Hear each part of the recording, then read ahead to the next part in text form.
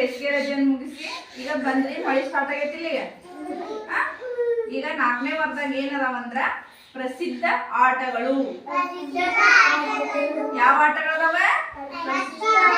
ಆಟಗಳು. ಅವ ಆಟಗಳು ಯಾವ್ಯಾವ ಹೇಳ್ತೀರಿ? ಇದೇನ?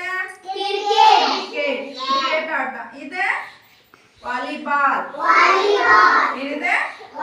ಇದು ಫುಟ್ಬಾಲ್. ಇದು ಟೆನ್ನಿಸ್. ಇದು ಏನಿದೆ? ಬಾಕ್ಸಿಂಗ್. ಹಾಕಿ. ಇದು ಬಾಸ್ಕೆಟ್ಬಾಲ್.